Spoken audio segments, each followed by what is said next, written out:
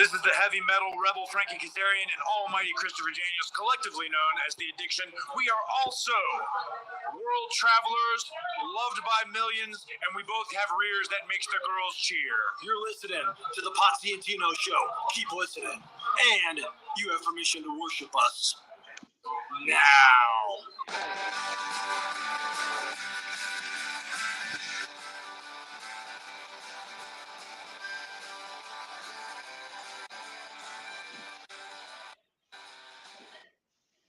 Ladies and gentlemen, boys and girls, children of all ages, the Pots and Pans Network brings you its tag team champions of the world, the Road Dogg Tino Gray, coming at you from the Gray compound, the badass Rob Potsy Pochak, that's right, coming at you from the Scrudio, the Potsy and Tino show, that's right, our song, as always, is brought to you by Adam's House Cats, called The Wrestling Song. It's available on iTunes for 99 cents. 99.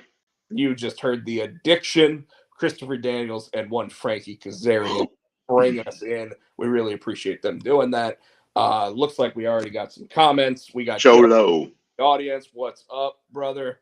And with that said, Tino, we always start the show with a little segment called "What's Up with You." Not a whole lot. I did a 2-city tour last week. So last Friday, I was at First Street Tavern in Clayton. Then Saturday, got up and drove to Hickory. Came back, chilled, had a good work week this week. This weekend, don't play. Saturday night is the annual Gray Christmas party. So looking forward to that. So I got to ask you, right now, as you know, I am under the weather. And that's why you can keep that jungle rock right there, unless you feel better between now and Saturday. I was thinking you're gonna have to have like an iPad with like a video conference going between you and me, so I could be drinking from my house while you guys are all drinking from the party. Dude, I won't be in one space like this. I'll be. Oh, I know you will, but I could still be on camera the whole time and be like, hey, what's that kid doing? You know, because wasn't it Haley last year that got, or was it her boyfriend? What? That got too. Oh no, it was one of their friends got too drunk, and all of a sudden like started falling down in the house and threw up in the bathroom. And that was my friend. Oh, that was your friend. Yeah, it's one of my dudes I used to work with at the rescue mission. Gotcha. Okay. Well, anyways, so I mean, like, if I'm pointed at the table, I know Nicole will be sitting at the table almost the entire night because she was last year. So. Oh yeah, because that's when she discovered my motherfucking crown apple, and was it crown or jacket? No, it's crown apple. Yep. So for you guys, what's up, Mike Turner? Yeah, Jello, these parties are epic. But for those of you who don't know, they're epic for 40-something-year-olds. That's what I don't. And Rob will tell you, I'm not really. I'll drink every now and then. We're not partiers. You drink more than I do. I mean, I drink, but we're not. I don't really drink. But at this, I save it till this Christmas party because A, I'm home, I don't have to drive, and B, I got I'm home and I don't have to drive. So the party starts at 7. We usually clean up all day. I usually start drinking about 5 while we're getting everything set. So about 7, I got a good buzz on it, and then so these parties usually go till I say last minute standing because these parties have lasted till 3-4 in the morning. So yeah, we have a good time. So I'm looking forward to it. But this party I'm talking about last year is my wife, who she doesn't drink that much either, and she's usually she's a Malibu and Coke. That's her thing. So I had bought, and this is the first year that I discovered the different crowns. So we had peach, I think we had vanilla. And then we found apple. My wife's not a whiskey person, but she had taken a shot. She goes, I'll try that. So she took a shot of my apple crown, right? So we're going through, and every time me and my friends are like, hey, we need a shot of the apple. I'm like, I can't find it. I can't find it. And so I look, and like Rob said, my wife's at the head of the table in the kitchen here talking to everybody, and she's got this bottle beside her, and it's just about gone. I'm like,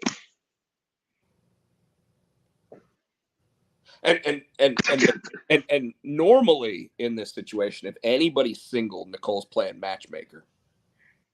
Like I've been there for multiples of these parties, and almost every year, if like two people are single, Nicole's like, oh, you guys are both single, you guys should and but you're right. This past year, it was, oh, we got Crown Apple. Who wants some Crown? And before you know it, I mean, like, Tino's looking constantly for shot glasses because they only had like three. no, And I have a whole cabinet full. So I just make everybody, we rinse them out and use the same ones. I have to look for them because we have so many people at the party. I have right, between 30 to 40, because I collect them. And when people go around it, they come. So I have 30 to 40 shot glasses. That's how many people at this party doing shots. So I end up having to clean out shot glasses to pass out for more. where So whereas Mark and I, my buddy, that we had on the show once, when after my buddy Chris passed away, Mark was sitting there and he was like, Potsy, go ahead and just pour me some of that. And before you know it, he's like pouring like this much into like a red cup, like a 16-ounce red cup. So he's getting like 8 ounces of that shit. Um, so yeah, like it's it. so the flavored crowns go quick, and the cinnamon toast crunch shots go. They But flow up. there was also, I think someone also had like a marshmallow vodka or something last year. Yeah, I don't drink that. And Yeah, well, it was I think it was Nicole's cousin. cinnamon toast crunch shots, but but anyway, so with that, yeah, that's I know that I'm under the weather, so right now I'm saying I'm out this year. So I hope you understand, and I hope you're cool with it. I think you are, because nobody wants to get sick. Uh, No, but otherwise he'd be here. it's always a good time, absolutely. So Tino, you said you had a 2-city tour. Want to talk about that a little bit? Want to also give everybody a little update of like what you got planned, like maybe for New Year's. New Year's, usually by now I would have something booked like for DJing, but nobody's called me. So it's one of those occasions. I'm like, cool, I'll sit at home, Nicole and I, and we'll get a bottle of champagne and we'll get some sparkling cider for Matthew, and then we might have some people over and watch the ball drop and just have maybe low key um, something here at the house. We hadn't talked about it yet, but I don't have anything for New Year's right now, and I'm getting ready to start. Um, Booking. I've already started booking for next year already, but they're usually after Christmas, around January, February time, it picks up for my booking for. So right now, I used to get worried about it because it'd come this time of the year, and I'd look at my calendar. I'm like, ah, shit, it's bare, it's naked. I don't have anything, and then people just start calling, and it fills up. It happens every year. I freak out every year, and so then it happens. So now I'm to the point. Well, if it fills up, it fills up. If it doesn't, it doesn't. It'll happen. So if you want, I mean, I could always talk to Shorty and Shane about having the Grays over for their annual get together on New Year's. I haven't been one of those in a long time. I think. That- that's what I'm saying. If you don't have anything planned, I could talk to them tomorrow, see what's going Well, on. like I said, don't know yet. I will. I have to check with the boss, and we'll figure it out. So I'll let you know. So What are they doing? The same thing? Just having. I have no idea. They haven't mentioned anything about it. There's been a lot of commotion about some of the stuff that we do during our holidays recently. Like, the family always tries to like with Thanksgiving, we always try to like buy the food from somewhere, but we got to make sure that some of it's gluten free and some of it's this and some of it's that. That kind of shit for different people. By the way, folks, I do want to let everybody know we are on Facebook, YouTube, and Twitch tonight. So if you're on any of those, We may not see all of your chats, and we apologize in advance. I know that we see the YouTube chats, but I don't necessarily see all the others. But please continue hitting the chats. At the same time, Tino, what's been going on with me, just so you know, this week all of a sudden like came up out of nowhere on me. Zor #2, the covers had to be in to go to distribution, so that way they can be put in previews magazines, so that Zor #2 can actually be ordered on time. At least I think that's the case. Like there was a little gap in communication between myself and the publisher, but I think he said the 13th. So we got them all in today. We got them in yesterday. But really excited about that. I started sending a couple people. I know Joe Lowe's gotten to see it. I know that you've gotten to see it. Can't really talk about it, but my Zor #3 cover that I've been working on still needs a couple little touch-ups on it, but it's a homage to one of my favorite movies growing up, and I know that you know what it is, Tino. You've gotten to see it. What did you think of that cover? I thought it was phenomenal. I think, and I wanted to text you back. There's one I wish you'd have made a character. That looks like it's one of my favorite characters, and I'll text you. I'll text you just the I know line. thinking, but the whole point of it was that I needed to keep it in sync with the actual character layout. There are going to be You a couple you of, you could have. I think you could have probably squeezed this in. I just text you. I just text you the line. You'll know what it is. I'm sure it's Sloth Loves Chunk. Close enough. Close enough. You know what I'm talking about. So folks, if you checked out my Twitter recently, or my X, if you will, at Potcheck, I posted an image of the marquee, as they call it, the movie poster of Goonies, and said that I've always wanted to homage that cover, and with Junior High Horrors, it just never made sense. Like I kept trying to figure. I actually doodled it one time, and I was like, it just doesn't. Sorry, I got some tea coming back up. It feels like, but I was like it just doesn't make sense to do it. So I just kept putting it off, But with Zor being in what we call the undersink, Hmm. it just made sense. Or So or you could have done. Keep going. I'm sorry. well, Go but ahead. so I went ahead and I did that. That there's I am going to point out that Rob Nikolakakis, who's the artist on Immortal, who just completed the first issue of Immortal. So we're getting that colored, we're going to get it lettered, we're going to get that ready to go. But obviously, I want to have the second issue started and going before we launch the first issue. Um, he What about? actually he got our C cover for the issue, so the third cover, and he messaged me today, and he's like, hey man, I'm really sorry I didn't get a chance to like send you, and I was like, no, you did. And he's like, oh, I did. And I was like, yeah. And he goes, oh, I've been really sick. And I'm like, me too, I get it, don't worry, right? And he's like, but did you check out the background on it? And I was like, yeah. And it's like a yellow, orange, red background, like in three separate. It almost looks like like a really zoomed in candy corn, if you will. And I'm like, yeah, I don't get it. And he goes, oh, there's a very specific video game that I took that color scheme from. And I'm like, oh, really? And he's like, yeah, I'll let you try to figure it out. And I was like, I have no idea what you're talking about. And he said, well, I was gonna do Super Mario Brothers. And I was like, well, I'm glad you didn't, because we already parody Super Mario Brothers in there with Tino the plumber. Um, but he was like, I I made the background like the colors of the character from Dig Dug. And I was like, and trust me, it's one of those Easter eggs no one will ever know except for him and me, because we said it. Mhm. and maybe you guys who are listening and watching, but you won't even see the cover until like April.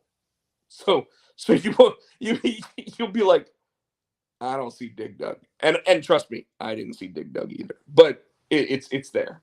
Anyways, um, other than that, I had to write the solicitation for the second issue of Zor, and I sent it over to Michael, the artist, and he like his response was 2 words. It was "fuck yeah," and I'm like, "Is there anything you want to add?" And he was like, "No, you covered everything." I was like, "Well, I've kind of done this once or twice before," and he just started laughing.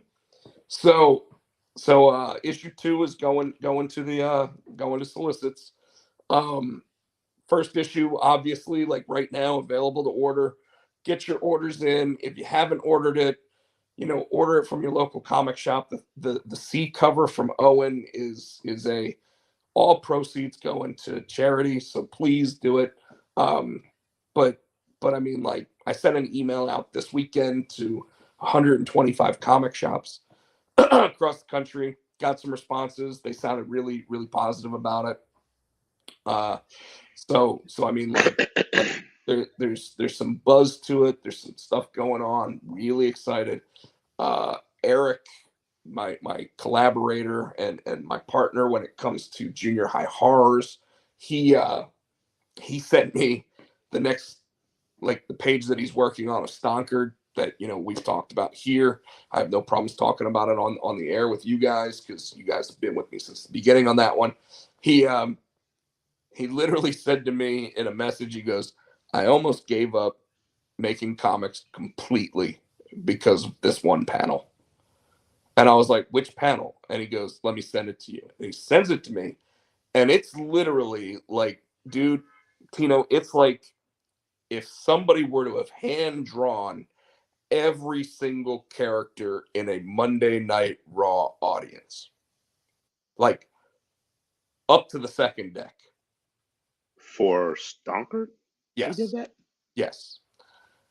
And I'm like, How long did bro. that take? And I'm like, bro, well, that's just it. He was like, I almost gave up. I almost said, I'm done. I'm not making comics anymore. Fuck this shit. And I was See, like, dude, that's dedication, dude. That's I, dedication. I was like, we already are making this the best book you've ever drawn. And I think it's one of the best books I've written. But he's literally like so much effort into it. And then I'm like, oh, I'm not hand coloring every single one of those fucking people. You can kiss my ass if you think like I will quit comics. You thought about it. I will quit if you and he goes no, just make it one solid color. And I'm like it won't be one solid color, but it'll look like there's pyro going on and everything else in the back. Like it'll look good.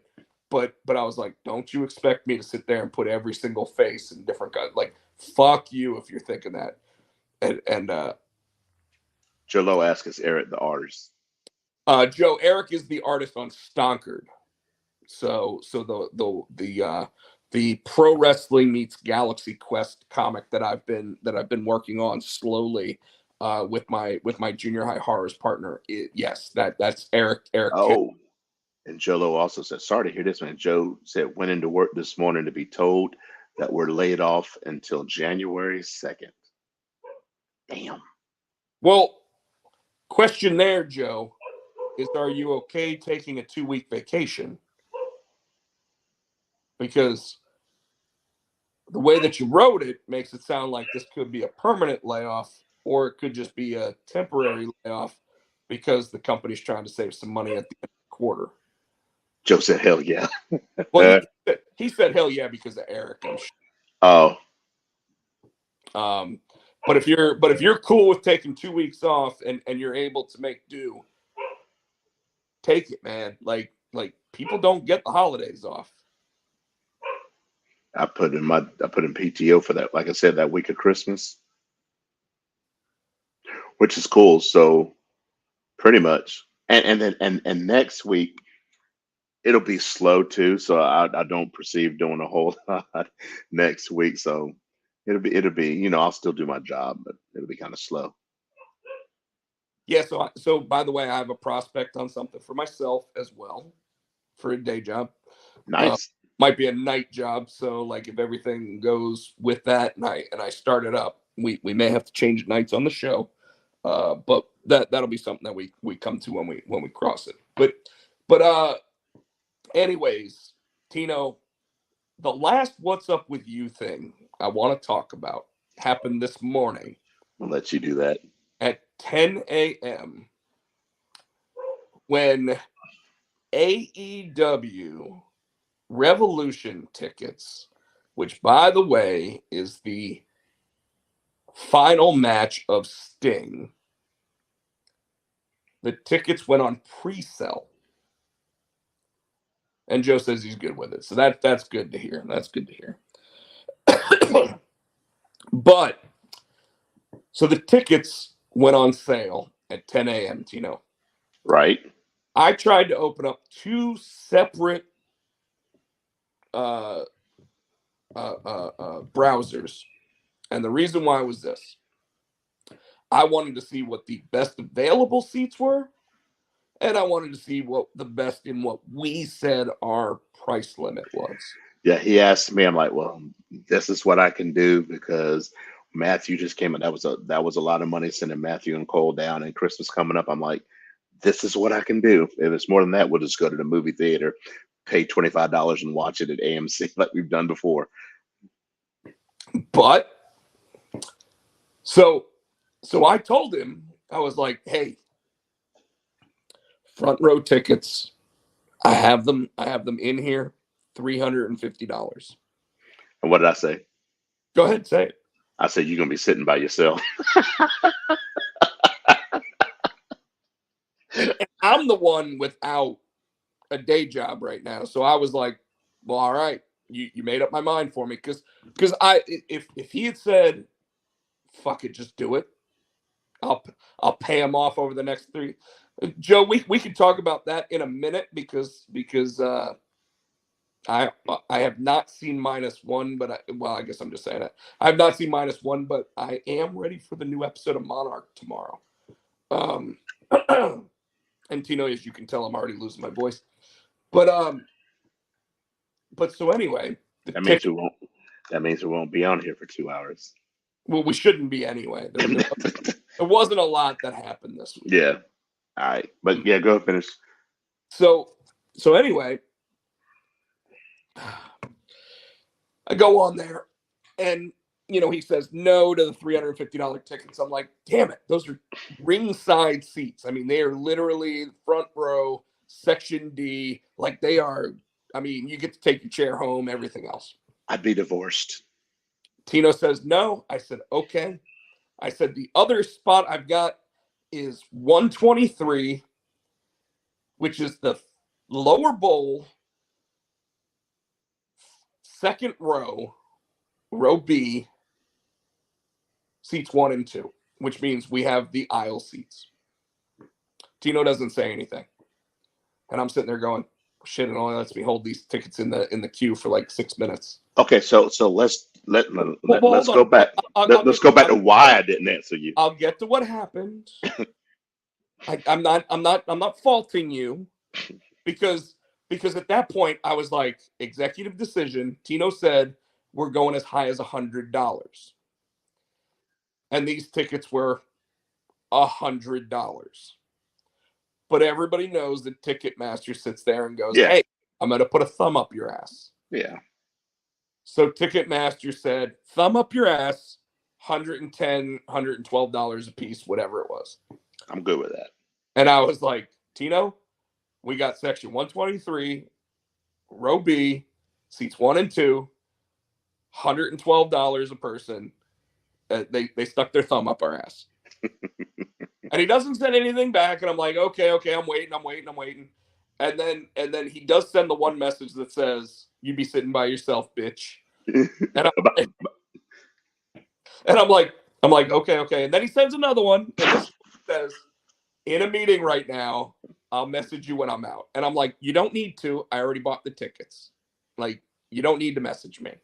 So we were good. Like, I knew what his goal was in seats. Yeah.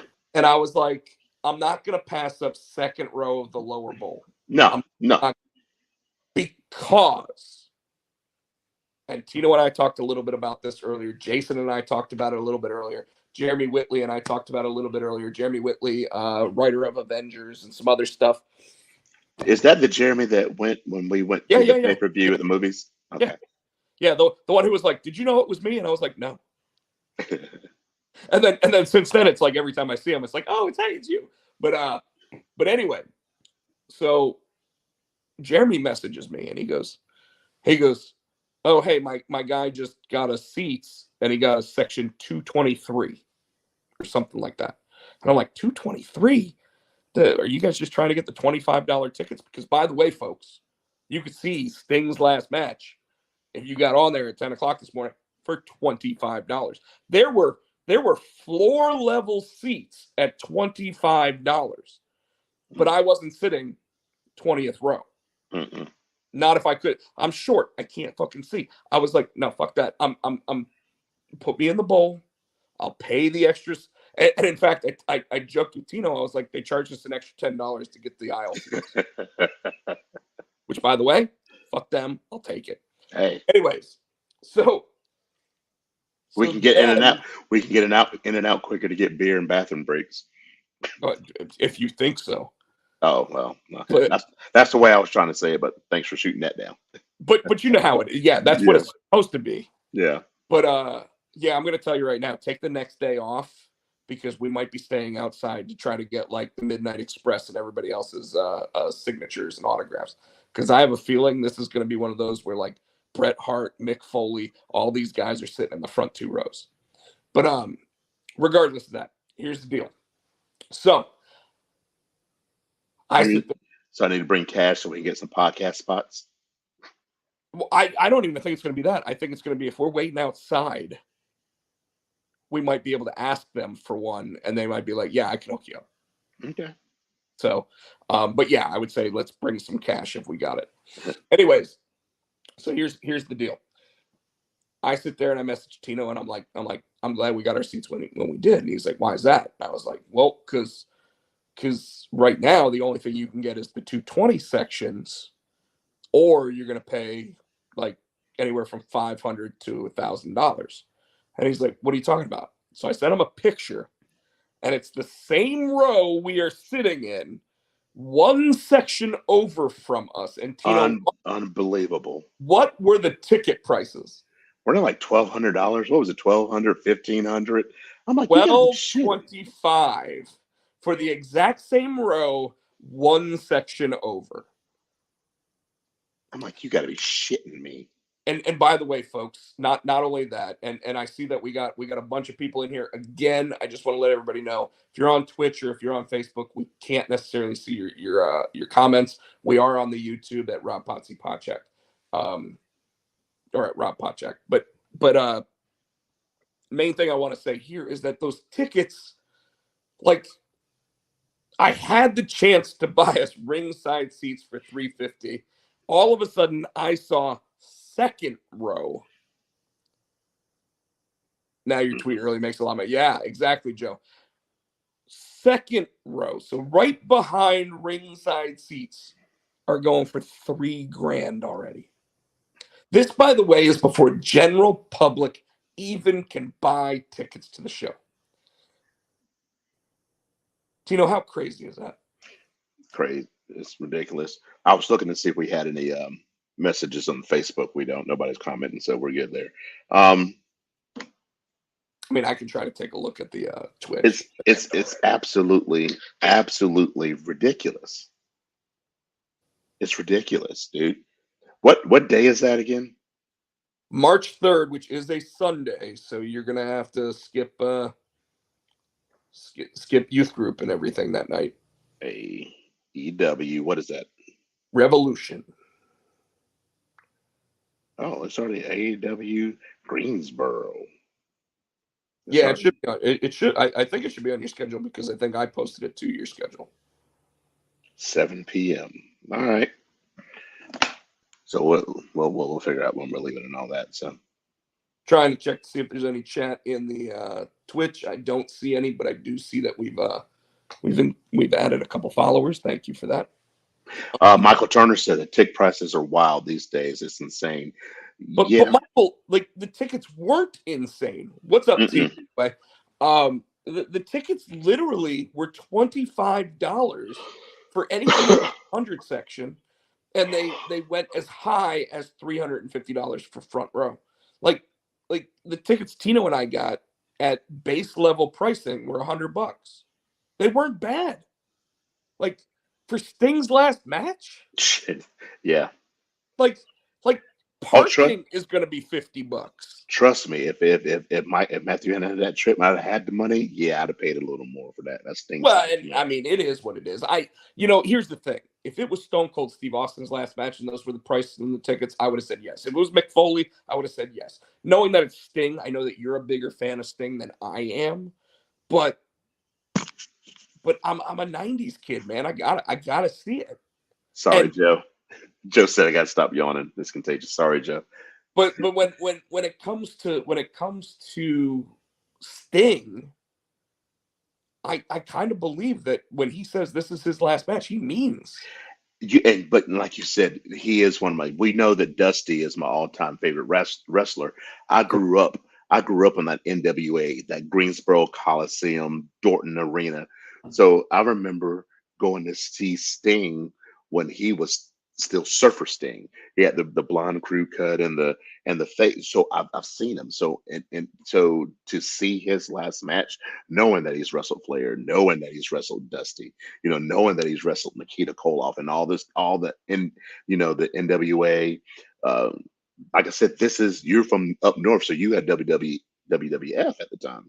Right, right. I had NWA, so these going to Greensboro Coliseum, going to Dorton Arena, man, it's cool. So to be able to, I guess, come full circle and go back to Greensboro Arena to see Sting's last match, yeah, it's gonna be priceless, man. I will say this. My very first pay-per-view event that I ever went and saw was at the Greensboro Coliseum. And what was it? WWE or WCW? It was WWE, but it was WWE King of the Ring. I know it was presented by Super Soaker. Hmm. I think it was, if I remember correctly, I think it was the year that Austin. No, that was SummerSlam because we went to see SummerSlam in Raleigh. Yeah, I can't remember exactly which one it was, but it was the King of the Ring in Raleigh or in Greensboro. I saw that one, and Cool. I sat in the first 5 rows because I got to take the chair home. The chair lasted about 12 years and then finally busted. Really? Yes, yes, Wow. yeah, yeah. It, yeah, I still remember that chair. But like I said, it was presented by Super Soaker, so I think that might have been. No, because even like the Inferno match and everything, I think was an in your house after Austin won the world title. Mm. That was yeah, so it wasn't that one. Anyways, Because we've seen a bunch at PNC, you and I think did we see a pay-per-view at Greensboro Arena? Was that the so that one was not you and me. That was me and my buddy JK Radke, actually. we went to Charlotte to see the pay-per-view, the NXT pay-per-view. I we thought it was, that was February of this year. But and we've been to Raws at in Greensboro. correct. Okay. In fact, the first Raw I remember going to in Greensboro was the Monday after the Montreal screw job, Oh wow. because that was the one where they brought out the little person as Bret Hart. and Hunter Hearst Helmsley put his hand on his head and had him sitting there like swinging back and forth. And they were trying to say that they were going to include Jim the Anvil Neidhart as part of the team. I think that was actually a week after Survivor Series, because that Monday after Survivor Series was kind of like a somber Raw, and then I think the next one is the one that was actually in Greensboro. But I was at that one too, because I remember all of a sudden like you heard the like that high squeal, like waiting for the little kid to go, Brat! That whole thing. So yeah. Was it the one I remember one of the Raws we went to, we were up in the nosebleed. I think that's when Drew came back. Remember, because he said, because that's when Steph's like, or was it Steph's like, yeah, and I've got because I think he was supposed to be going with Sheamus. He goes, yeah, well, I've got a Scottish warrior or something, and Drew came back, or is it Sheamus? One of them, either Drew or Sheamus came back. No. So that one that we saw, and that wasn't Greensboro, I don't think. I think it was Raleigh. It was actually when Moxley came back as Dean Ambrose. No, we saw one in Greensboro too, because I remember you were complaining about sitting behind the beam, but we could see it coming out the ramp, so we knew. Oh, right. So, but I think that's when we had vision obstructed seats. So I think that's when Drew came back one time from injury. Maybe. I mean, I've gone to, I don't know, 7 or 8 shows there. Yeah. And I mean, we even went to the very first Greensboro AEW show there. Yeah. And the Greensboro AEW show was pretty full. And then 2 weeks later, we went to go see AEW Dynamite At PNC. at PNC, and it was half empty. And I was like, see, told you, they're never. Although I'll tell you what, you try to get those Raw tickets right now to PNC, and guess what? They ain't cheap. They're not. No. How much are they now?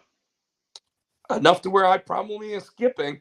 So, We'll watch it on TV. yeah, we'll watch it from like Woody's or something because that's where the wrestlers go afterwards. But when they used to have the pay-per-views on Sunday nights, when we used to go to Woody's, yeah. No, they used to come to Fat Daddy's too. Oh yeah. But that was right down the road from PNC. Yeah. So, but yeah, I think if I had a choice between the Raw or Sting's last match, I think we picked the better one. I agree. So Tino, that's really all I got going on. I mean, next week we plan to be here, folks. The week after that, we will let you know next week whether or not we'll be here. Next week is my 46th birthday weekend, so we'll see how that goes. But yeah, so the plan is to be here. Tino, let's do it. I'm gonna let you go ahead and because you usually go to Williamsburg. Oh, well, we went to Williamsburg a couple weeks ago. Yeah, you went early. So, yeah. So I'm gonna let you go ahead and start talking about AEW. Oh shit. How much happened in AEW? I'm trying to think what happened. I had the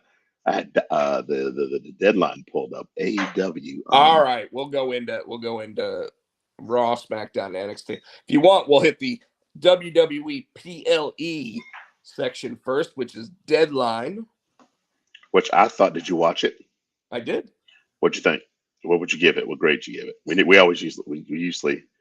I would give it a solid B. I was gonna say A minus B. Yeah. Like I was gonna say B plus to a B. All right. I'm not a big fan of the Iron Survivor match. And it's a Jeremy Borash concept, by the way. I don't know if you knew that. Yeah, so why don't you like it? Because it's 25 minutes and the final person comes in with only 10 minutes to go. Yeah. So that's not fair to them. You know what I mean? Like they're literally behind the 8 ball. I'm not saying that everybody should start at the same time, but I'm thinking maybe you do 6 people in it and you do 2, 2, 2. Wasn't it kind of like it's kind of on the same as the War Games, but you're right, they have more time. Well, War Games is unlimited time. Yeah. And the match doesn't technically start until everybody's in there. The thing about the Iron Survivor is like the first 2 people can continue to score pinfalls on each other. Well, now, if as soon as you score a pinfall, the other person goes into the penalty box for 90 seconds. But I mean, you literally, like, for the first 5 minutes, that means you can have a 2-to-1 advantage over everybody else. You know what I mean? Yeah. So that's where I don't really care for it. I thought that the woman's one was actually pretty well played out. I thought that they kind of nailed it the way that they should in terms of who went over, as I well. was surprised that she went over. But who came back at the end of that? Oh, Nikita. Yeah. No, Oh, Cora. Cora Jade. And she had a couple friends with her. Honestly, it doesn't look as It doesn't look bad. It doesn't look it you doesn't could look like believe the deck is it doesn't look like the deck is stacked as much in her favor as I thought. you could tell. I mean, it was tasteful. It was tasteful. You know what I mean? It wasn't. She didn't go over the top. You know what I'm saying? It it it complements her body. You know, some of those smaller girls go and they're like, look like they have like water balloons. She did it tasteful. It is believable. I agree. Although interesting on like her Instagram, they look a lot bigger. But yeah, for those that obviously don't know what we're talking about, she went to the double E enhancement program. She had breast augmentation. We'll do it. We'll be PC about it. Oh, come on, dude, the double E. I'm trying not to get canceled. The views that Rob Podcheck shares on Oh, this, what? it does not all does not. But again, I felt that her coming back, I was like, yes. But how does she think she gets to skip Londo? Like that's because I was confused. So Blair Davenport wins, so she gets the first shot at the New Year's Evil, right? But Correct. you forgot about what's her name? That hangs out with Electra Lopez. She's got that. She's got the Fallon Henley. no. Electra Lopez, the Vice, Lola Vice. Lola Oh Vice has the contract because she won that, so she has a shot at the title. So Cora Jay's just going to jump in line. no, what you know that means is that when it comes I don't. to I don't want to. I don't want a triple threat. well, no. I think that whatever their next one is, New Year's Evil, is going to be a singles match. I think this is lining up their WrestleMania weekend No, it's a singles match. It's going to be a singles match with Blair and old girl. But I'm saying the down the line. I think that all these other women that have different things in the works are all going to be put into the WrestleMania weekend oh match. yeah. That's what I'm saying. Okay, Um, so you started off with Axiom and Nathan Frazier, which was a good match. I mean, Nathan Frazier is a great wrestler. Axiom is a great wrestler. The the thing is that I don't care about either of them, and I know that NXT is trying to do what they can for that, but I just don't. So I mean, like, great match. I enjoyed it. Oh, Kind of reminded me of watching AEW Rampage. before I forgot to mention before that match, Shawn Michaels came out to say, welcome to NXT. He did the Triple H, "Are you ready?" bit, and then he said, and then CM Punk's music hit.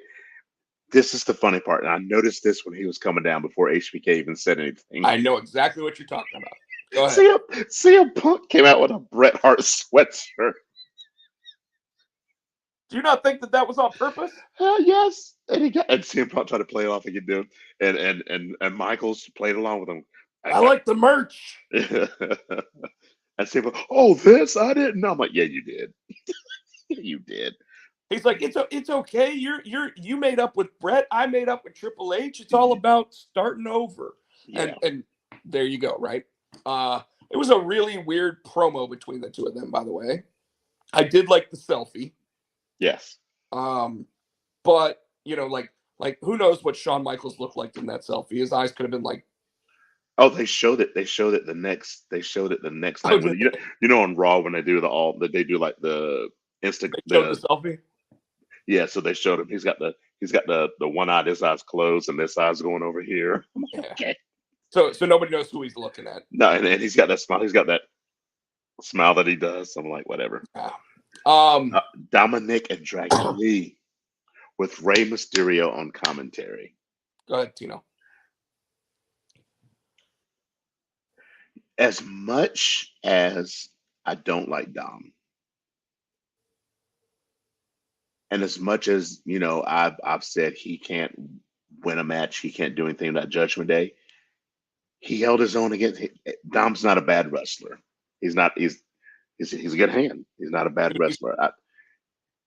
Dude, he's a main event wrestler. Like he is. He has jumped up. I mean, his match against Randy Orton a couple weeks ago was top notch. And yes, JD McDonough did get involved at the end, but that match was all Dom. And Randy Orton went out of his way to sit there and give props where due. But I want to point out that Dragon Lee won this match. Mm-hmm. Now, who was supposed to be in that match? Yes, Wesley was supposed. I didn't realize he hurt his back. So Wesley's out for was it 8 to 12 months with because he's having back surgery. Yeah. And another. Go ahead. No. Go ahead. Finish that statement. No. I was going to say something else. Were you about to say something about Wes? I was going to say something else. So if you got something to say about Wes, go ahead. No, I was gonna explain why Dragon Lee won that match. Wesley was supposed to win that match. Well, regardless of if Wesley was supposed to win that match or not, the WWE has had a long-standing history of, if for some reason they are not able to provide the match that was originally advertised, the person who takes the place in that match almost always wins. So we're thinking that Dom's going to obviously get a rematch and get the belt back? Because we talked about this too. I don't think so. Before we go any deeper, I want to point something out. So I always thought that luchadors, were smaller guys. Okay. And I know that Rey Mysterio he's just a small guy. He's 5 foot something. He's 5'3", yeah. When it's the cat, because she wants in, Nicole's close the door, and then when Nicole let her in and close the door, then she'll one out. Yeah. So shut the fuck up. Who turned my spray bottle? Anyway, it's spraying. I like the little stream. It goes. Yeah. But when Ray and Dragon Lee came out, Dragon Lee looked like the Incredible Hulk standing next to Rey Mysterio. Yeah. I mean, like if the Hulk and he's not that much bigger. Was standing next to, I don't know. He's like 5'9". He's not that much bigger. He looked, obviously he was taller, but he looked just jacked. Yeah, I'm like, oh my God. Yeah. So yeah, I've noticed that. So, but for anybody wondering why Dragon Lee won that match, like I said, long-standing history of when they can't give you the match that was advertised, they've had a history of putting over the guy that takes the place. Now that could mean that he gets dropped really quickly, but in this case, I think because Wesley was meant to win that title anyway, this continues the story of Dominic without a title on Raw. So in the match, we know who won the first Iron Survivor match was the women's match. Okay, so in that match was Blair Davenport, right? Fallon Henley, Kalani Jordan, Lash Legend, Tiffany Stratton. Who was the standout in that match? We know who won, but in your opinion, who was like, oh my God? Tiffany Stratton. She's a close second for me. I was going to say Fallon. I thought Fallon showed good potential. You know what I'm saying? And so I can see her in the future being a champion.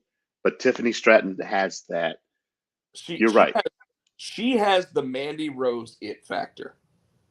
And I saw a TikTok that literally said Ludwig Kaiser is a lucky man. And it showed her in that outfit. And by the way that she had her hair is one of, like, when I was growing up, if I saw a girl like dressed up in whatever and she had her hair like that, I was like, I want to marry that girl. I hadn't seen the picture. What's her hair like? It just, she had like, So she had the long hair down. They call it, I guess they call it a half-high pony. So she had the ponytail, but she still had the long hair coming out the back. And Mm, the way that and she also had like braids going through the middle that led to the half-high pony. That way it wouldn't actually come out and cause, like right. weird looking hair throughout the match or whatever. But I mean, like, her outfit, everything else, the way that she presented herself, she looks like she's ready for Becky Lynch on a weekly basis. Fallon Henley, you're absolutely right. She looked great. I'm not surprised she didn't win Yeah, because she wasn't built to be there yet. yeah, yeah. Agreed. Uh, She's not quite there yet, but that's why I say I can see her in the future well, being a and champ. they totally started a backstage segment between her and Lash Legend right after the men's Iron Survivor match, right? What So about what about Last Legend coming in and that Tower of Doom and pinning two women at once? Lash looks strong too, though. I they are building her up to be the next China. Like, we can say that they're building Jade Cargill up, but Jade right now, yes, they're paying her, right? But she hasn't shown up yet. She's going to make her appearance probably in the Royal Rumble. When it comes to Lash Legend, they know she's a work in progress, Hmm. but they're already working her to the bone, and I th- she's stepping up. That's the thing that I like. Terrence said to me, Mr. Helios in the audience said to me, he said she's green, and you can tell she's green, but damn it if she doesn't have talent. And I'm like she's the female El Gigante right now, and they need to make her into the female Braun Strowman. I think my favorite part of the match, and it was the end of the match. So, Is that a good uh, is that a good analogy there? yes, yes, the end of the match is so Blair and Lash were tied. They were neck and neck. Lash got sent to the penalty box, and while she was in there, Blair got that last pinfall as Lash was coming out, and she got in the ring, and Lash was chasing her around the ring. Yes, yes, and see That was perfect. That was that's another perfect. one of the reasons why I don't like this kind of match. Like, what would make it even better is if they took those 25 minutes and the two that were in the lead at the end, everyone else got forced to the back, and those two had to pin each other. Yeah. Because that whole thing, like, I was like, I don't want to watch people running away in a wrestling match. But then that's a chicken shit heel move that we always talk about. Yeah, but Lash Legend's a chicken shit heel too. No, I don't think that she's going to be a No, chicken just a shit heel. Like, just a boss heel. You're right. yeah. But all right, And then at the end of that, Davenport's cutting a promo. Lyra Valkyrie comes out to say something, and I don't think she got two words out her mouth before Cora came out and hit her from behind, and held the title. she did, and So, and, and yeah. So I thought that was a nice. Hey, we have our obvious next person up, but we also have another new person coming for the belt, and I love it. I thought it was great. all Uh, right. So next we got, yeah. excuse me, Carmelo and Lexus. What'd you think about this match? I It was all right. It wasn't what I thought it was going to be. You know what I mean? It wasn't. It was missing something. It was short, and I don't know if the chemistry wasn't there. Something was off in this match. The moves they actually seemed off a step, and you're absolutely right. And this isn't something we talk about a lot. It reminded me of when Dolph Ziggler way back at SummerSlam faced off against Chris Jericho, and Jericho had been away Wait, for is he in? 6 months. And Jericho came back, and he had that match with Ziggler, and he looked off a step. It looked like that. Yes. The main thing is that they threw Pillman Jr. into this and I don't think Pillman Jr. is ready to be with the standout of NXT. Yeah, I don't think. Yeah, that's the thing. I don't think he was on. And I hate to say it like that. I don't think he was on Carmelo's level. He's not. He's not. And I think that match was proof positive of that. And now, after he said, "Hey, I'll give you this one for free," it wasn't Mello that did this to Trick, and it wasn't me it wasn't me. Well, good. Now you get to go against Josh Briggs or something like that, right? Joe Coffey. You get to build yourself up, kid. Like Yes. you're now the difference there though, Tino, is that he's gonna be given a chance. Which, by the way, is something he got on a once every 8 months opportunity from AEW. Yes. So, and you guys can sit there and give me shit and tell me that I literally just paid $100 for 2 tickets for an AEW show. So don't try to tell me I don't like AEW. My point is the truth. He wasn't getting a spotlight. He thinks that his star should shine brighter. Shawn Michaels sees something in the kid. They gave him a contract. He's going to get a chance. All right. Next, we have the men's Iron Survivor match. You got Braun Breaker, Dijak, Josh Briggs, Trick Williams, Tyler Bate. Now I'm asking you the same thing. Who's the standout in this? I've got one. Well, Josh, Josh Briggs. You read my mind, dude. He's another one.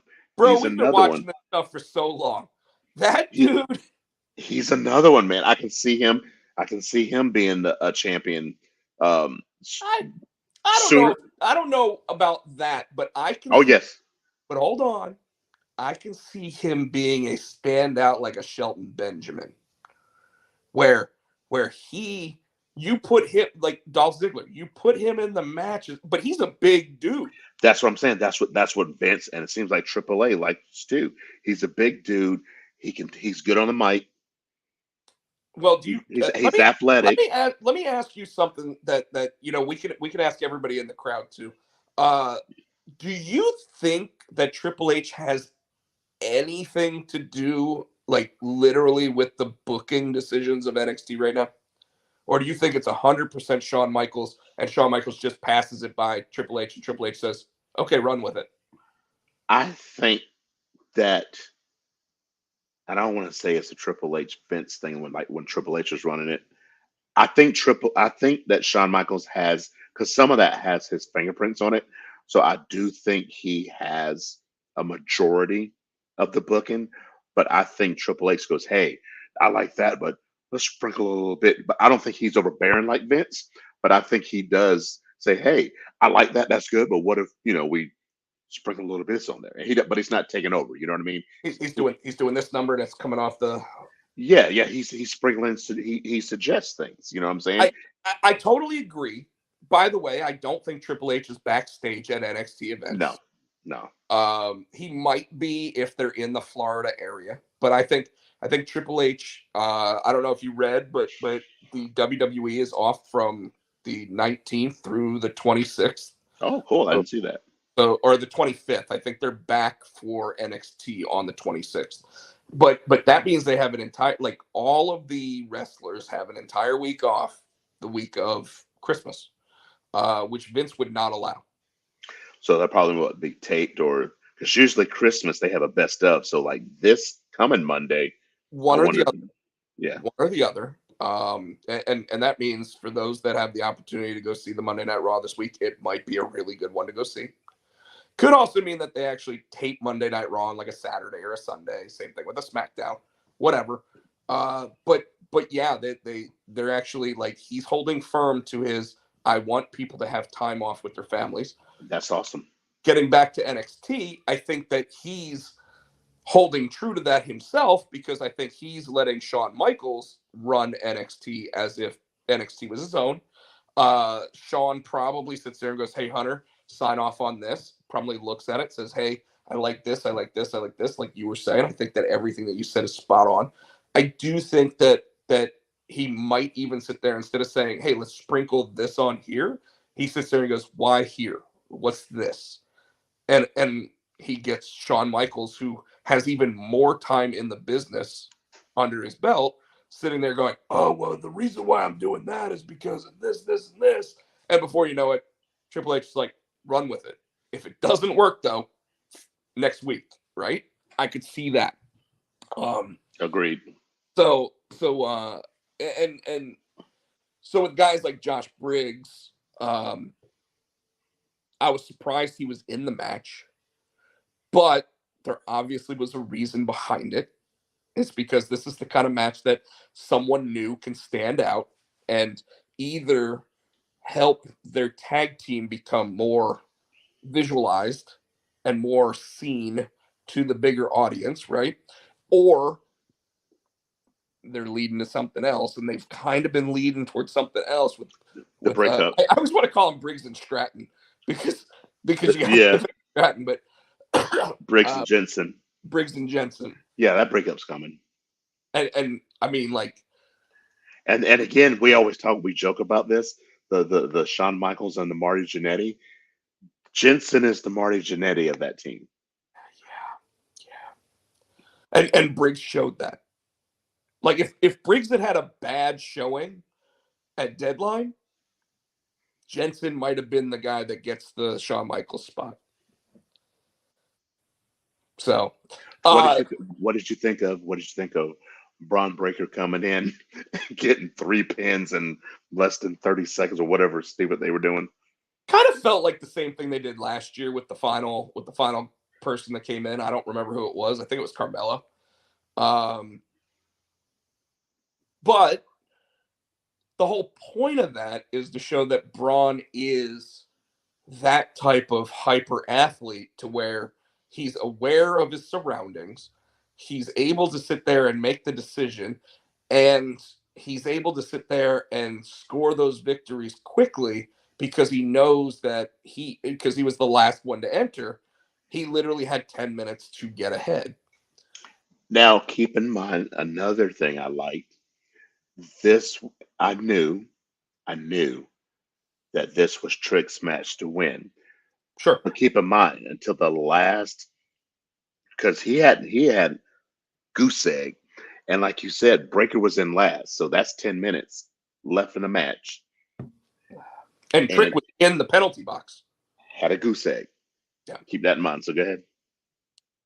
No, I want to hear your I want you to break this down.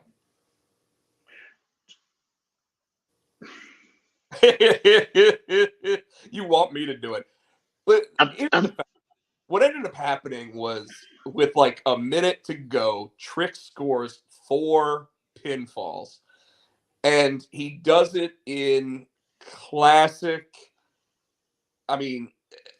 Shawn Michaels fashion. All right, so the first one, 1, 2, 3. Okay, so the first one, he earns a pinfall with a schoolboy on Briggs.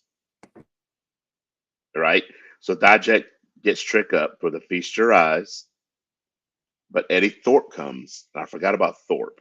He comes in. So Dijak so he turns his attention.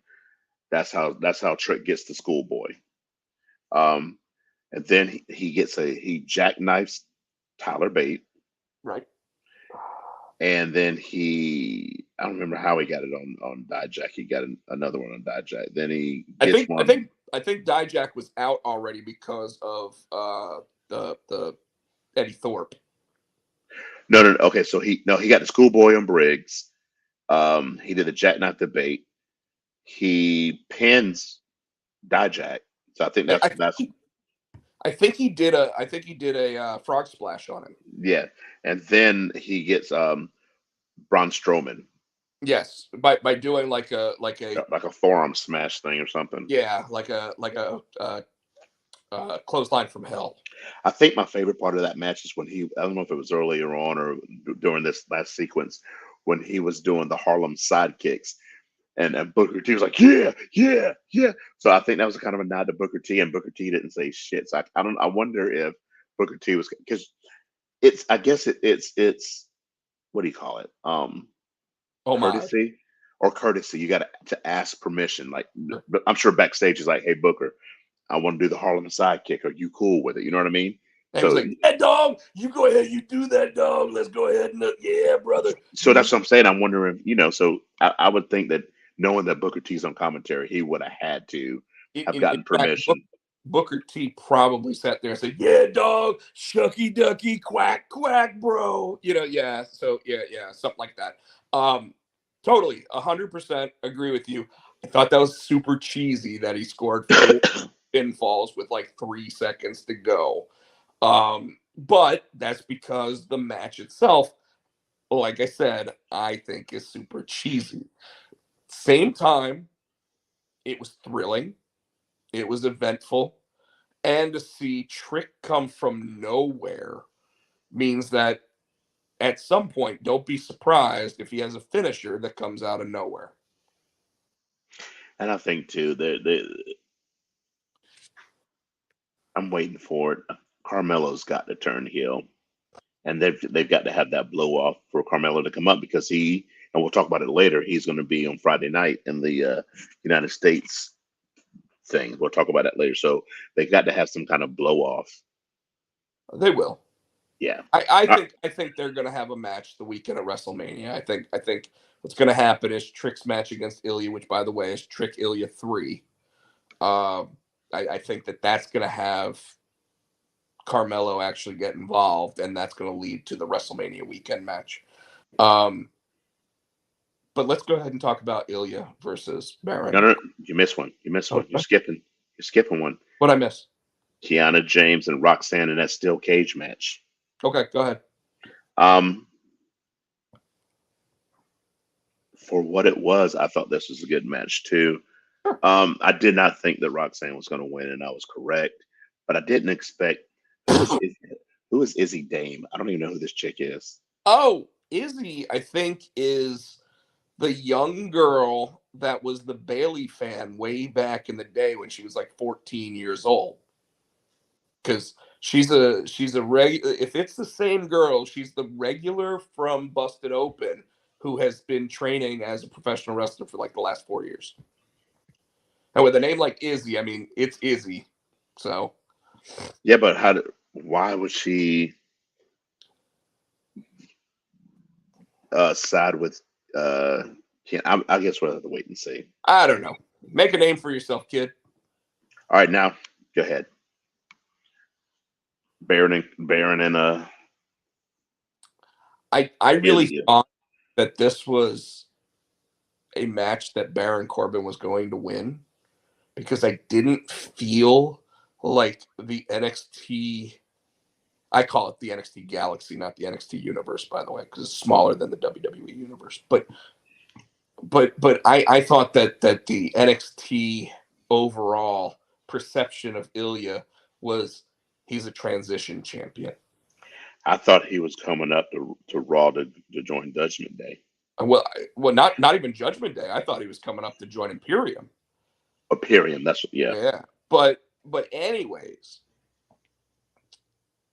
that dude is on another level, and it makes me really want to go back and watch his matches with Gunther because Ilya Dragunov. That's not the Izzy Bailey. That's not the Bailey chick. Oh, is it not? Okay. No. But either way, when it comes to Ilya Dragunov, and I apologize for saying that, I didn't know. When it comes to Ilya Dragunov, though, that dude literally has that like extra gear that like Bryan Danielson has, Yes. that Kurt Angle has, that AJ Styles has.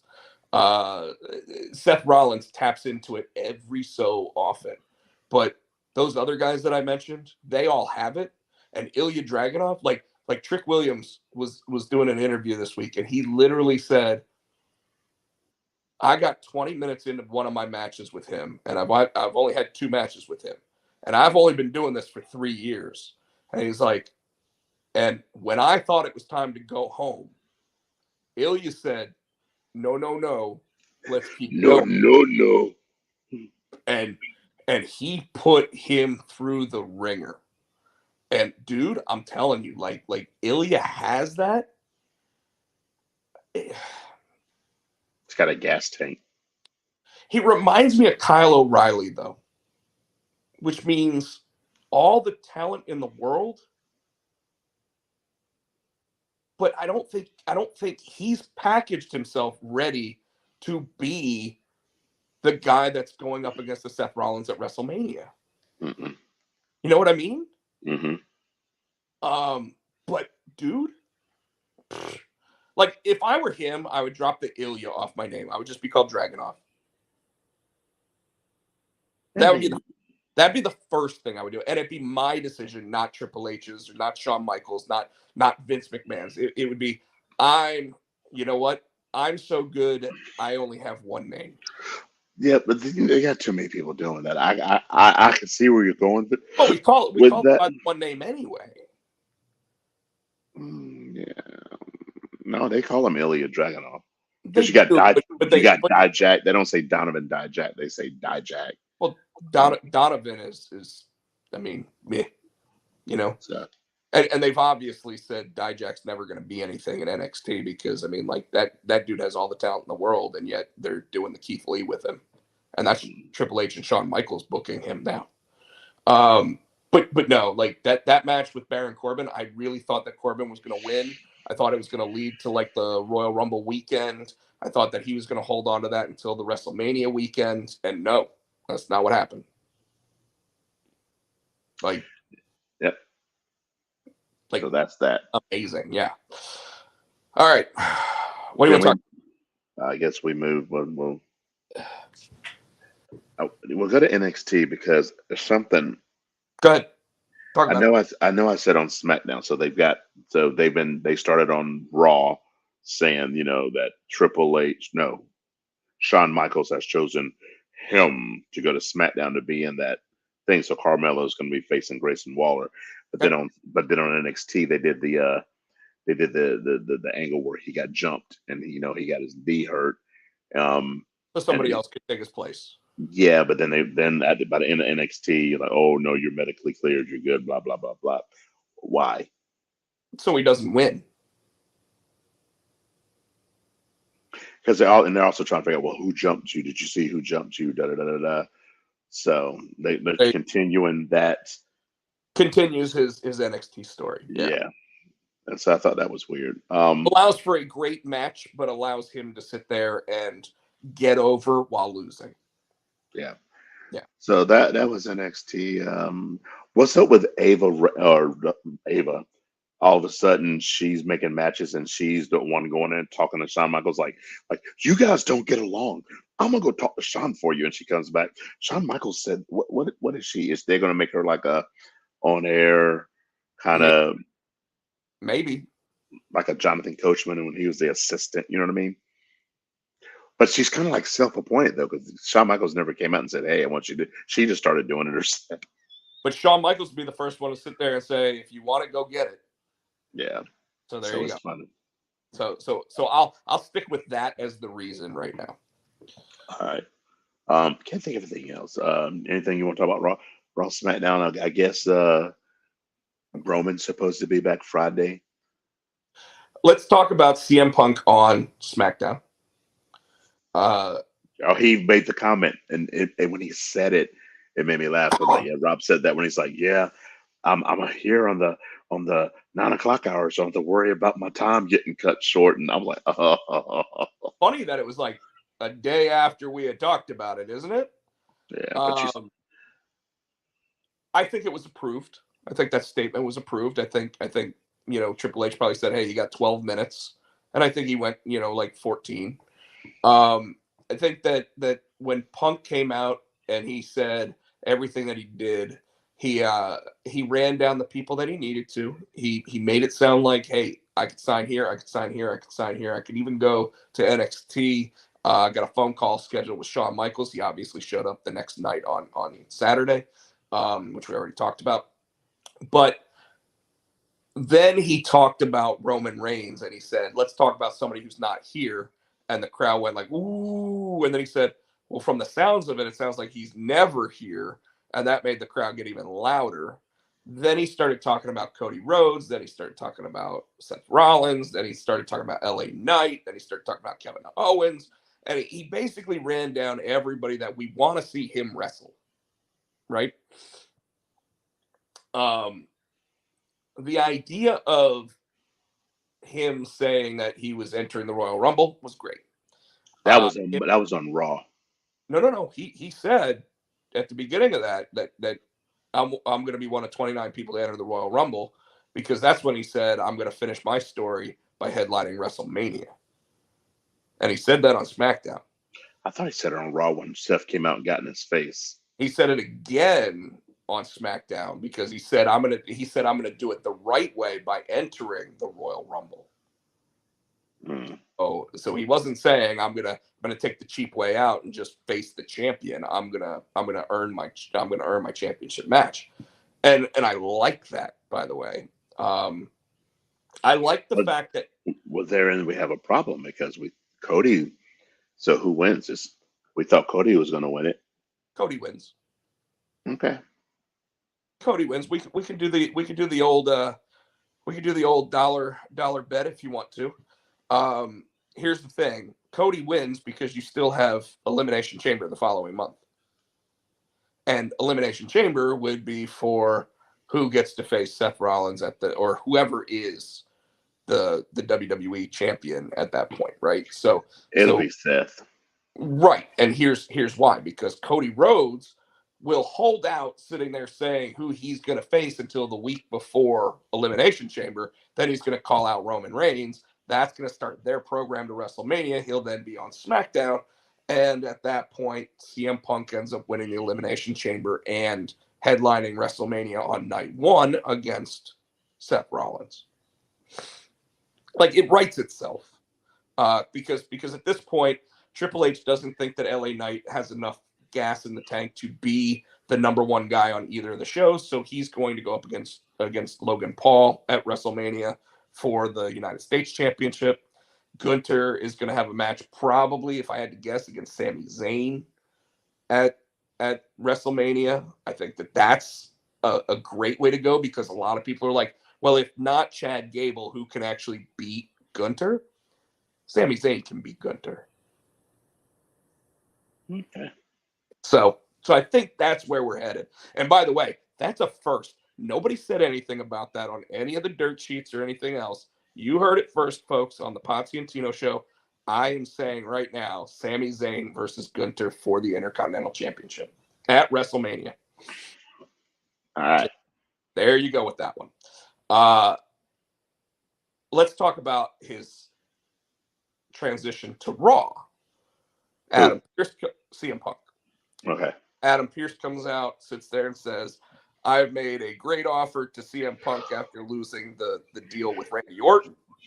Go ahead. You said no, it was John. I was trying to turn away because I didn't want Joe to get on me again. Gotcha. Let me on it. He comes out and he goes, I heard what Shawn Michaels had to say. I heard what Nick Aldis had to say. Ooh. And honestly, I think the perfect place for me to finish my story and start the road to WrestleMania by going into the Royal Rumble is by being part of the Raw brand. So he joins Monday Night Raw. I don't like this. I don't like that Randy Orton is held to SmackDown. I don't like that Punk is held to Raw. I think that it's funny because if you look at the online stuff, when they're bouncing around between programs, everybody gets pissed off that they're bouncing around between programs, right? But then as soon as they get held to a specific program, everybody, myself included, sits there and starts complaining that I'm not going to see CM Punk on SmackDown. I'm only going to see him on Raw. Now, lucky for us, if we go to Raw 2 weeks before WrestleMania, we're going to see CM Punk, at least currently. We don't know if he'll make it there or not. Oh, did you see Michael Turner's comment? No, I did not. Said they're saying Brock and Gunther at WrestleMania, and that's what I was hearing. And you know what? I'd be okay with that. Question is, does Brock take the L? I think Gunther would have lost by then. I don't think he'll be Intercontinental Champion by then because I can't see Brock being Intercontinental Champion, and I also can't see Gunther making it past WrestleMania with a never been pinned in a singles match.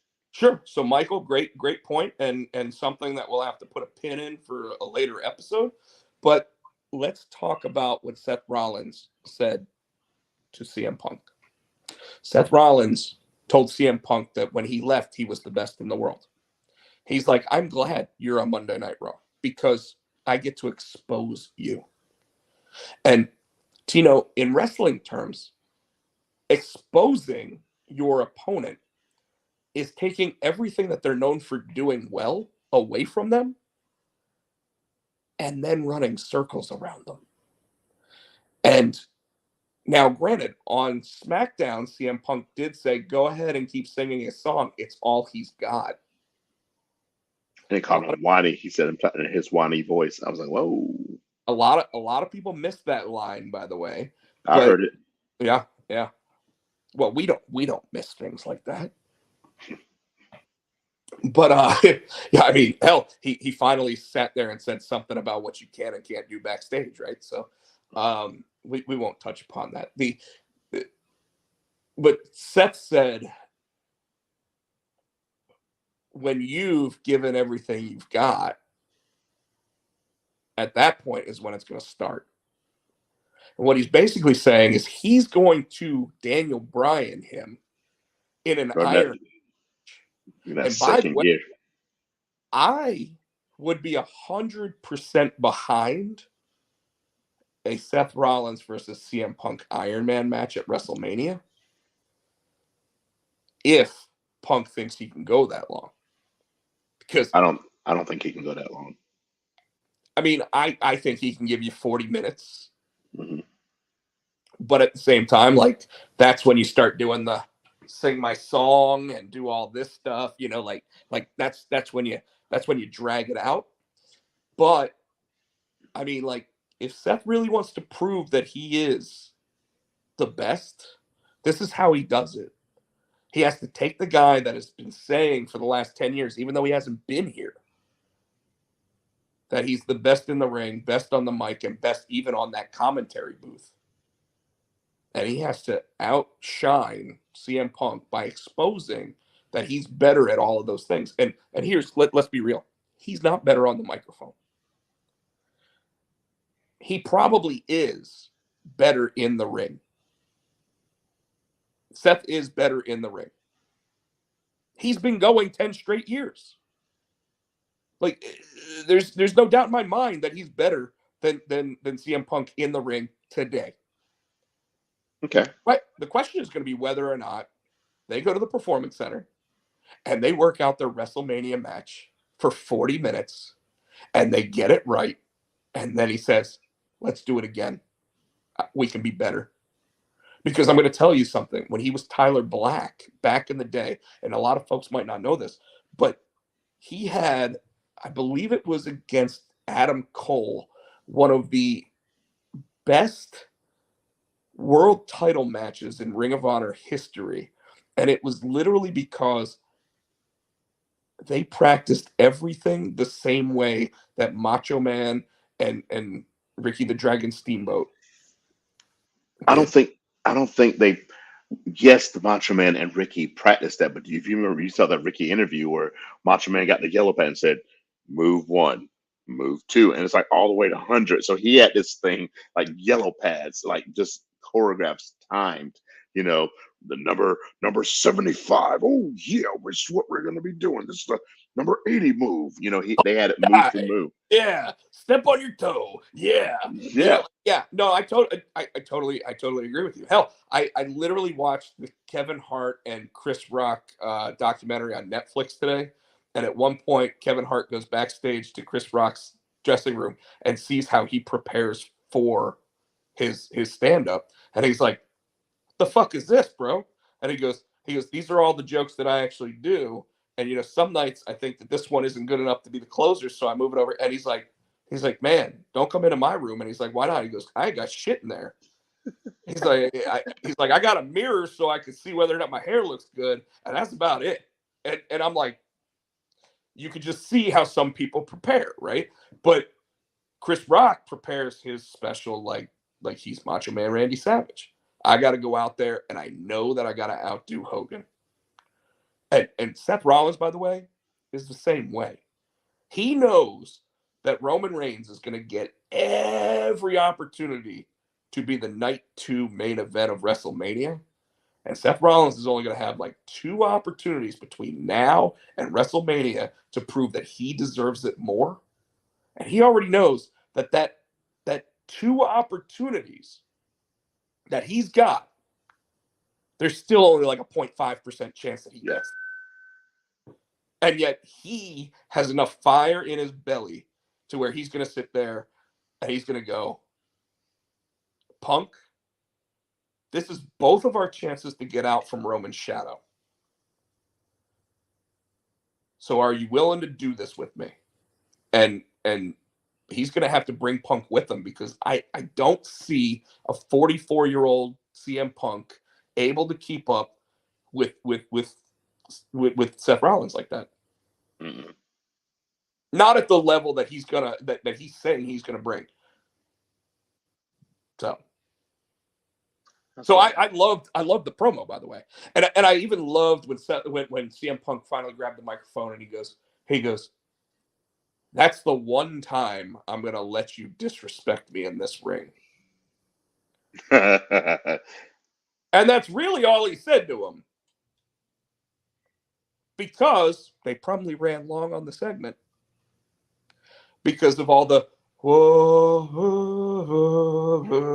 don't think they did it that long, but as they normally do. You're probably right. I don't know. What do you think? What do you think of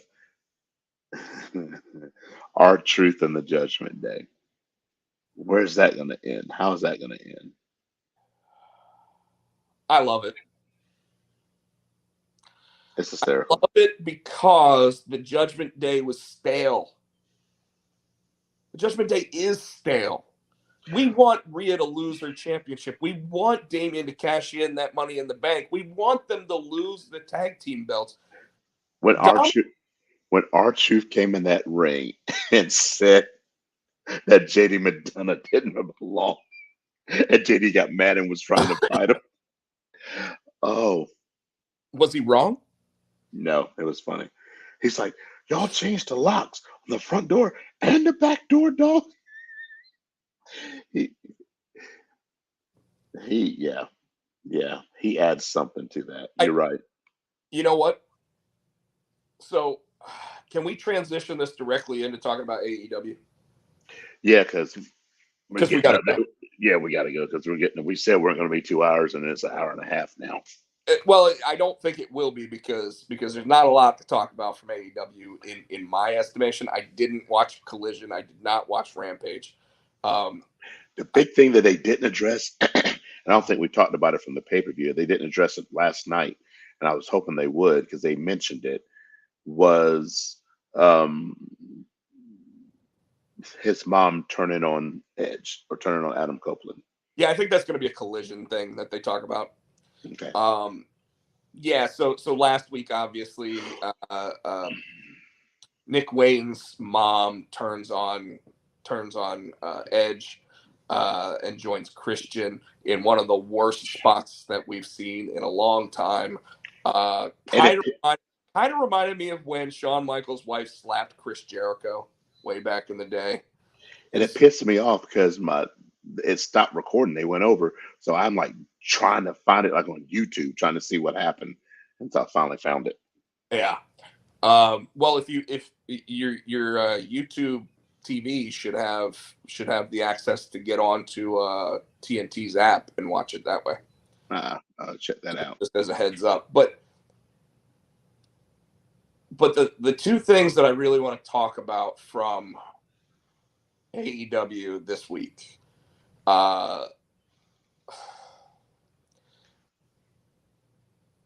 What is Tony Khan's obsession with Jon Moxley?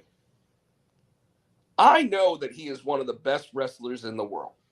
Well, one of the best brawlers in the world.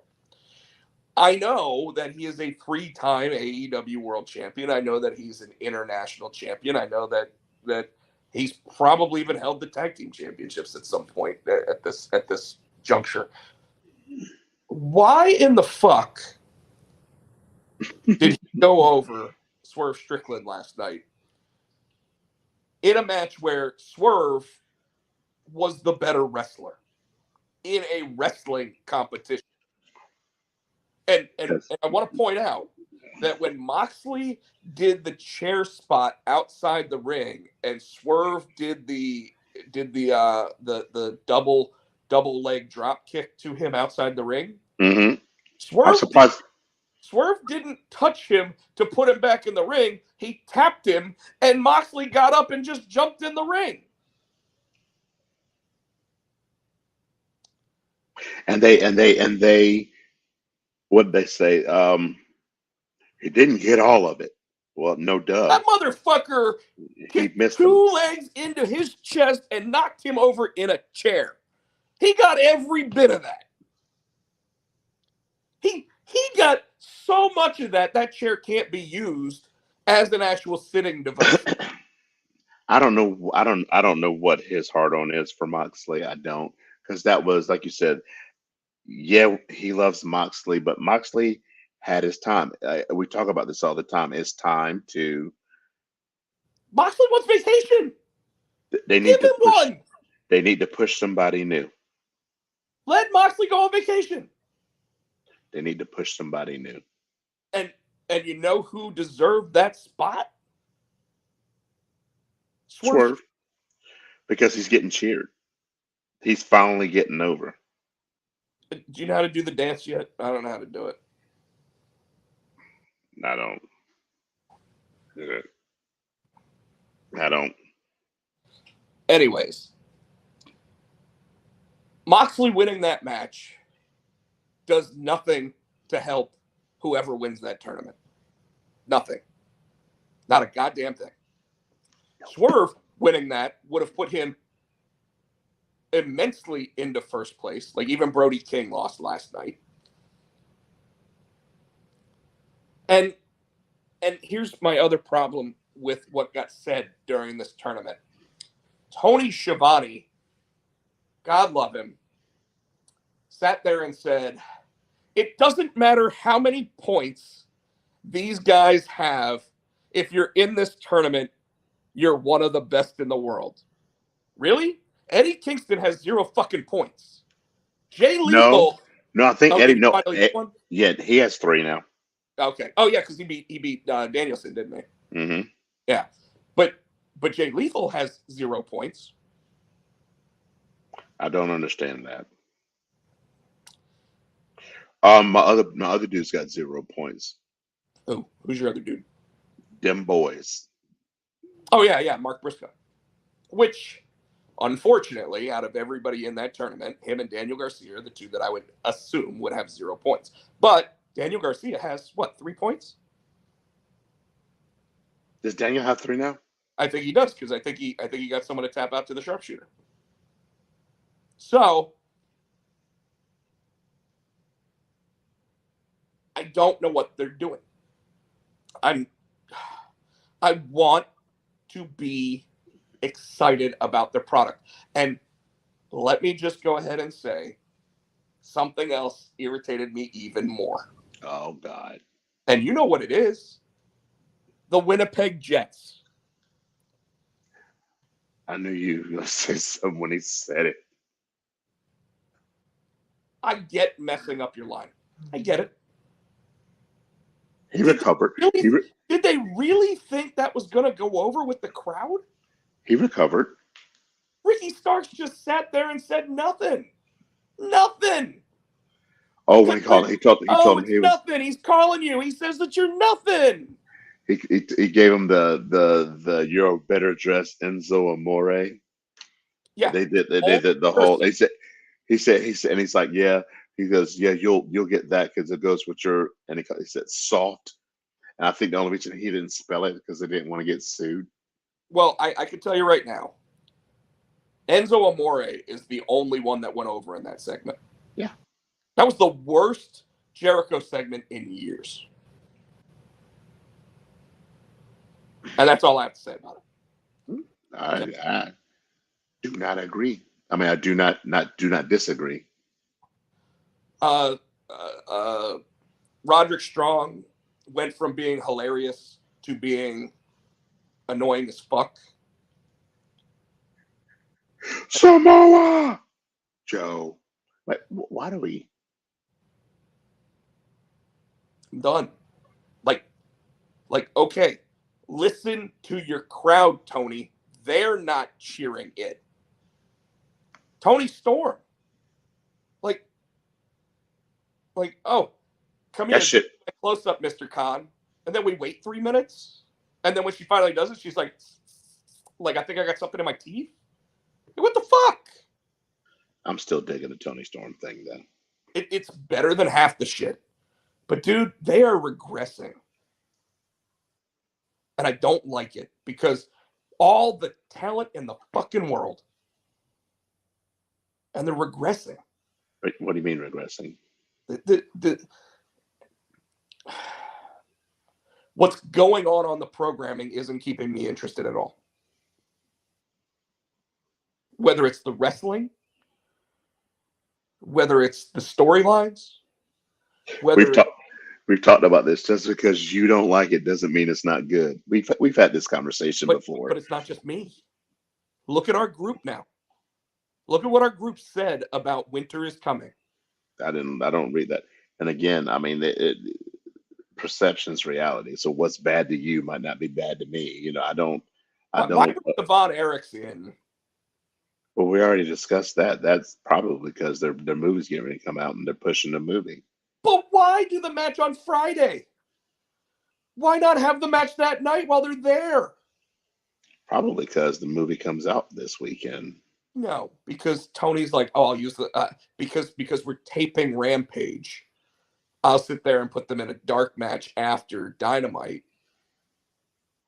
with a guy who can't speak on the microphone. That's why he doesn't speak on the microphone. Okay. So, I get 2 appearances out of them for 1. And then we go back to you shitting on AEW because you don't like it. It's bad. We come full circle. Do you think it was good? To you, I enjoyed the episode. Yes. Did you enjoy that segment? I mean, I'm not going to say that all segments are bad, but so that one segment fucked the whole show. I'm talking about the segments I did not like. Right. So those 2 segments fucked so the whole show was trash because two segments were trash. No, even the main event. I think that Moxley shouldn't have gone over. Now that's my opinion. You're absolutely right. The match itself was really good. I think that Swerve and Moxley can put on a great match. The fact that Moxley didn't bleed was a huge thumbs up. So I mean, like I enjoyed that. I did not like the Roderick Strong segments. His match, him losing, I'm okay with because, well, I mean, his character is mid at best and probably a jobber right now. Samoa, and the Hangman segment with Samoa Joe, I enjoyed. Yes. I think Hangman is really starting to impress. Yes. The unfortunate thing to me is that it's getting caught between the stuff that isn't good first. And then they're not following it up with good stuff after. That's my problem. Okay. You know, but I mean, like, I think Hangman Page and Swerve Strickland should be headlining your pay-per-views right now.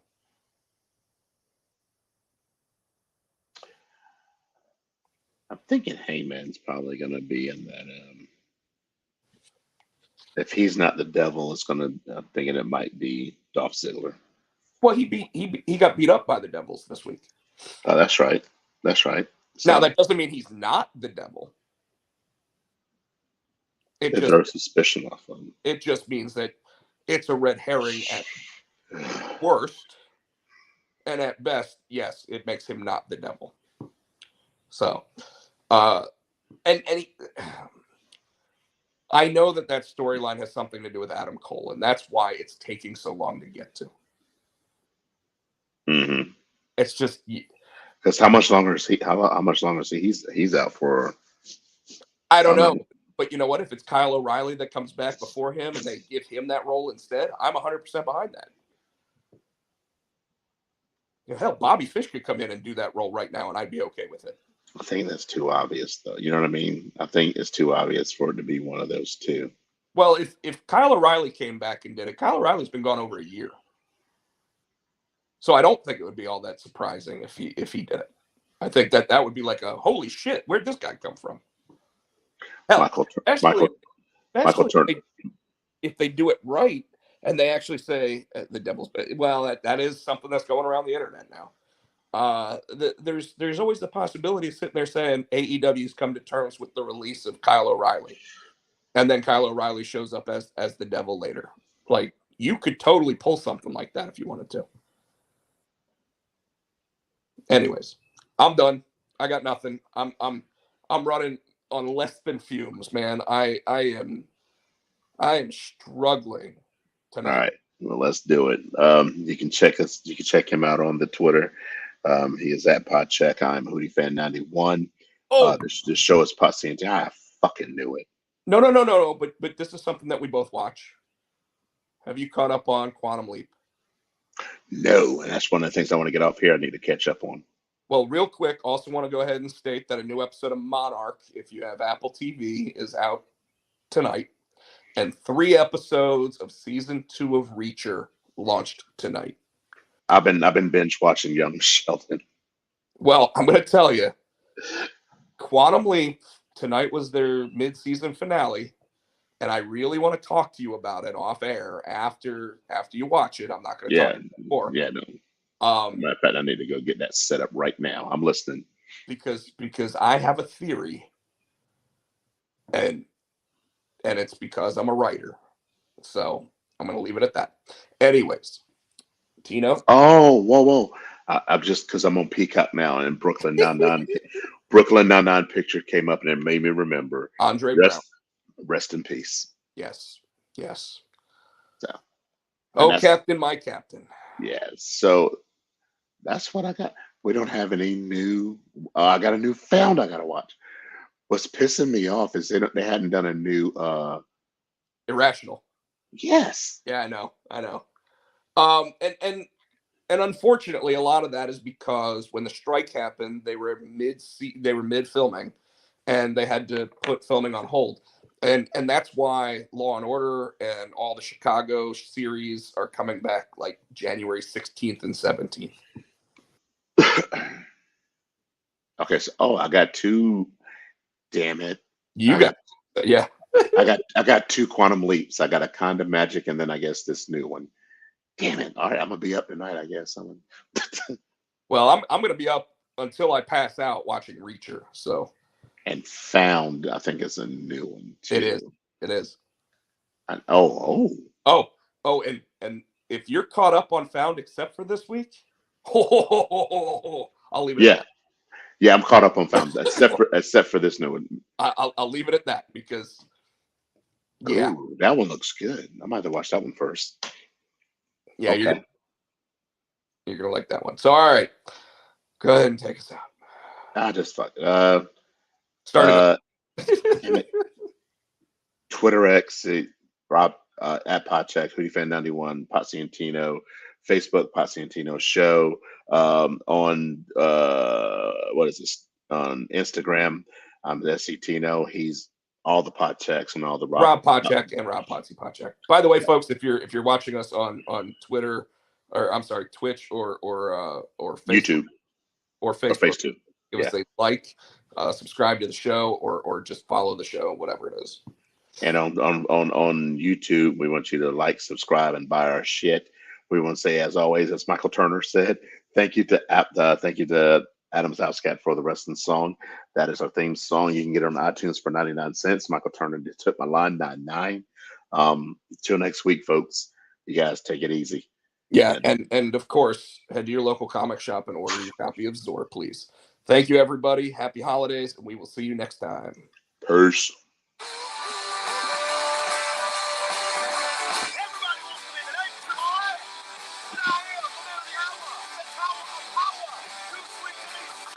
Remember that time I fell asleep watching the AEW pay-per-view? And you snort, yeah.